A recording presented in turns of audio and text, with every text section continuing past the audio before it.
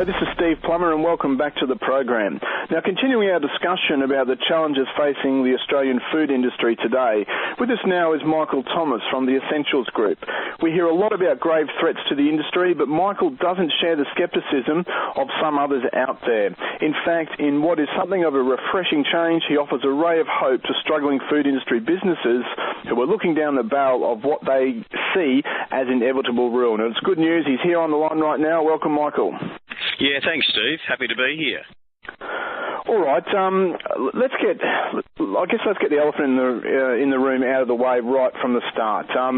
It's true to say, isn't it, that the industry is facing some serious threats, and we just mentioned the duopoly, in the retail grocery markets, the heavy discounting that goes with that. So, what's your take on things? Yeah, look, I just get so sick and tired of everyone talking the food industry down.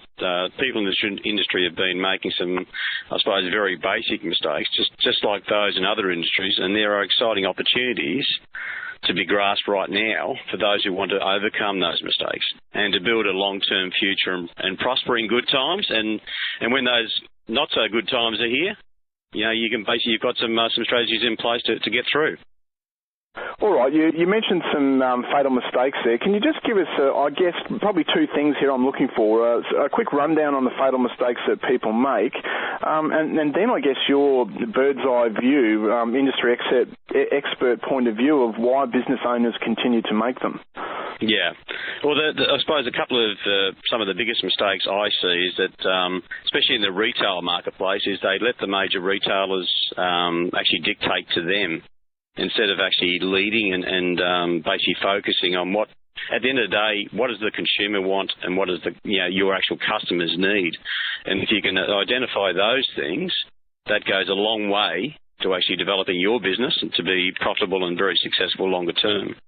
I also see a lot of companies are very much, or business is positioned as only having one sales channel that they focus on, where there's so many other areas out there that they can get involved in. And it's the same old thing, having all your eggs in one basket places huge risk with little room to face in these, in changing market conditions.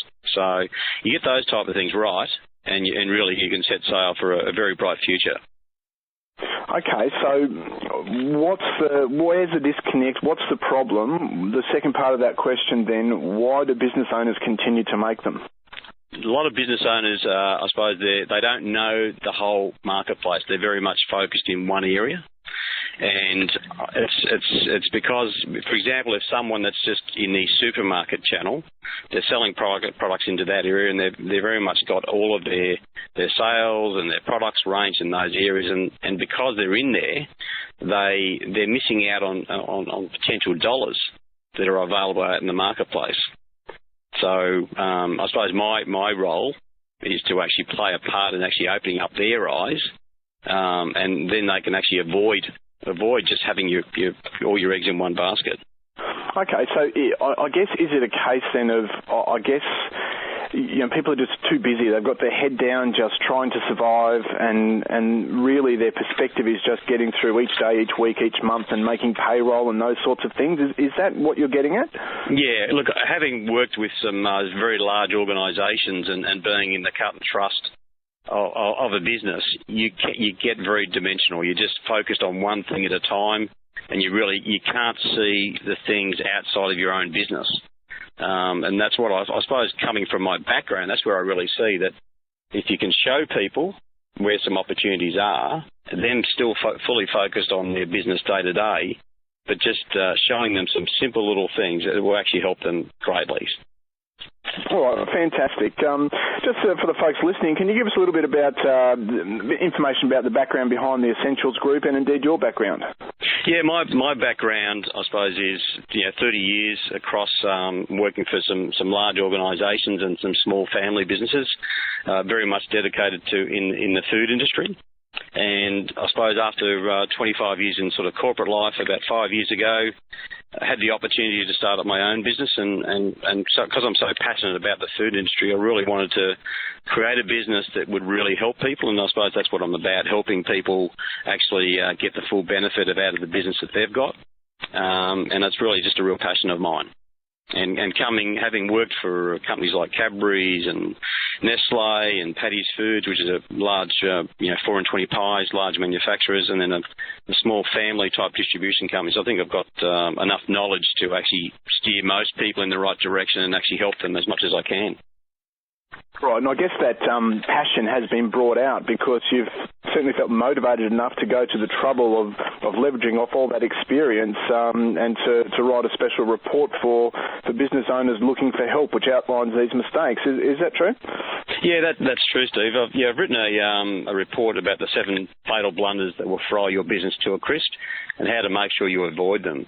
The report, details, things like failing to properly research your market. If you don't know what your market or the full value of your market, you're going to miss out on a lot of opportunities.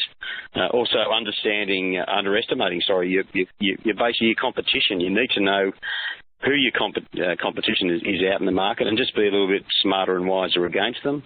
Being a little bit different to others in the marketplace. There's too many companies out there they're very much, they're a clone. You wouldn't, they may have a different name, but they're very much doing the same things or have the same products. So that's where the report sort of identifies, making yourself a little bit different to what others are doing as far as your competitors. Go on, yep.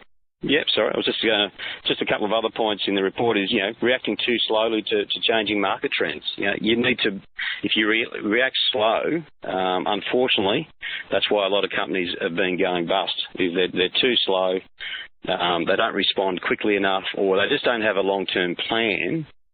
So in good times and bad times, they can actually react very quickly and have a real base for the business. And also, just like anything, cash is king in any business. And I generally find a lot of cash just is either in the wrong place. You're actually the cash is in your hands of your suppliers and not in your pocket. So that's one of the things I really outline. And really, things like technology. Like the internet, how fast that has grown over the last 10 years. If you're not ahead of the game, you're certainly going to be missing out. And also government regulations. Again, use them to your advantage and basically be ahead of the game. There are some things coming in place that potentially could block your business from a market or an area. You've got some things in place. And also, your product or service is, and not to be funny about it, but a lot of companies out there is hidden as Colonel Sanders' secret ingredients. No one knows about you. So you really have to have a solid marketing plan, and that's really what I go through in the seven fatal blunders. All right, fantastic. Let's just jump ahead a little bit here. I just want to focus in, I guess, on a particular area of the market. Someone who's really struggling, and they're struggling because of the basic mistakes they have been making for years, and it's that old saying of insanity being doing the same thing, expecting a different result kind of thing. I guess, do you see a lot of that? Is it possible for people to change their habits and actually create success when they've been doing the same thing over and over again? What's your take on that? Yeah, look, Steve, to be quite honest, yes, I do see a lot of businesses out there that have been doing the same thing for years and years and years and basically struggling and putting a lot of pressure on themselves. But look, and again, not everyone's open to change. Be quite honest about that. But the sad truth is that many businesses will continue to operate in the same manner until they are forced to close, which no one wants. And that's why I suppose you're really working or trying to give people as many insights or just really have that helping mentality to say, hey, there is another way of doing things. But and again, if someone is open, new opportunities then become created, placing the business in a position of strength. And those that embrace it, they then they can survive and thrive in all market conditions. And at the end of the day, I love the challenge of turning an average business into a champion business. And that's with some just, I suppose, fine-tuning. And it's even possible, even for those that are resistant to change, to actually see things quite quickly on just a few tweaks within their business can make some changes that is very positive for them. And clearly that's what you do. You go into a business and work with someone to make those changes. So I just want to, I guess, put you on the spot a little bit here. I can see people being sceptical about being able to change old habits. So what do you say to business owners or the business owner who is willing to change and has looked at every option but sees nothing out there, sees no hope? Yeah. Look, I would be, and again, I suppose many meetings that I have with people that have had, been struggling is, and I very much talk about having a fresh perspective, and usually, particularly in the challenging times, I find most businesses that are finding it challenging is they are so busy working in their business, and we've all heard that thing about working in your business, not on your business. And again, they're all trying to make ends meet. They're all doing an honest job. But I generally find if you partner with a good business professional that knows the market and that can demonstrate successful results, and I suppose that's where I'm coming from. I can actually demonstrate to them very quickly some past things that have been very successful companies and which are very similar to them. So I always like to demonstrate to people this is X business that actually was in this position, and they've actually get to this, a more positive position in a very quick spate of time. So really, that's how I work. Even for those ones that are struggling or a bit resistant, demonstrate to them by doing this is what's going to be result, and more or less guaranteeing those results to them if they follow the things that I recommend to them, because my recommendations are coming from 25 to 30 years of very successful results. All right, there's a word in there you mentioned. I just want to pick you up on because people listening to this program are in that, I guess, almost that pain point, looking for better results.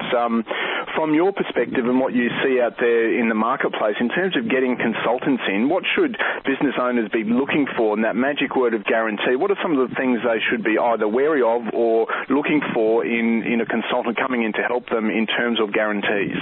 Yeah, look, I think there's plenty of consultants out there, or plenty of people that are stating that they're a business advisor, and it's all about what is the past track record of someone.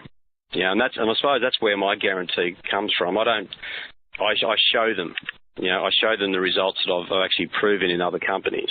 And I think if you're looking at it, bringing someone in, being a consultant, they have to have a track record of results, and actually show you not just one example of what they've been able to implement, but, 5, 6, 10 examples. And basically have referrals and other things that they can basically reference basically on the person they're bringing into the business. So, and that's why I always put the guarantee there, because I'm so confident that I can turn any business around or show them a pathway, and that's why the guarantee is there. All right, let me, maybe it's time for a little bit of a free plug here, but let me put you on the spot then, so listeners can compare apples with apples. What's your guarantee?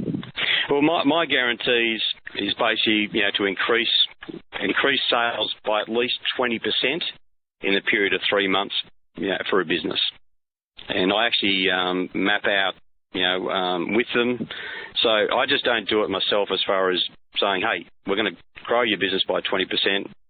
Leave it with you and go from there. I more or less say, look, if we do step 1, step 2, step 3, get them fully embrace the things that I'm actually suggesting or recommending to them, and if they basically put those in place, I'll guarantee that I'll grow their business by 20%. And if I don't grow it by 20%, if I only grow it by 19%, all the fees that basically given to that have basically been paid to me, I'll basically refund those.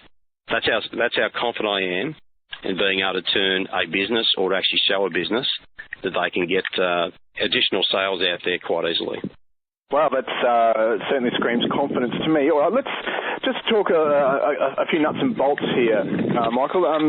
When you go to work with the business, what's the process? Do you just turn up there one day and you start talking to the business owner? Do you do pre-interviews? How does all that kind of work to set the chain in motion to getting that 20% boost?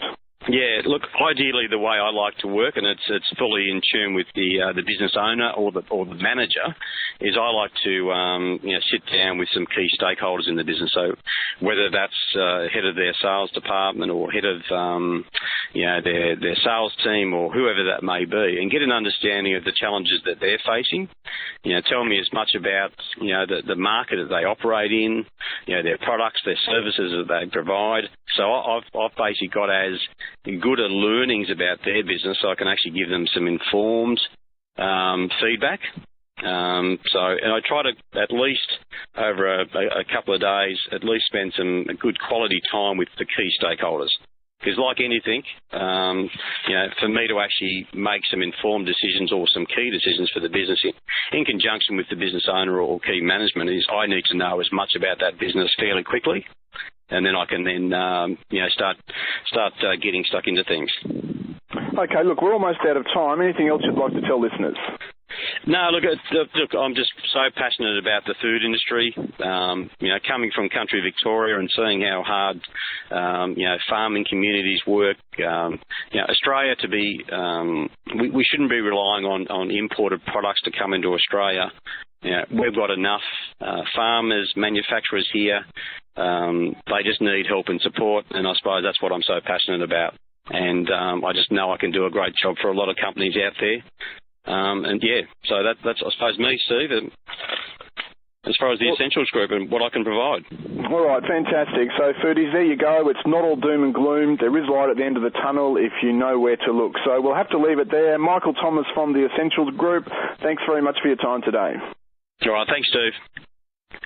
The interview you just listened to was designed to provide you with an overview of the Essential Group services. It is not intended to provide you with complete information and shall be accompanied by an entire package of printed information. To arrange your initial consultation, please call 0459 555 525.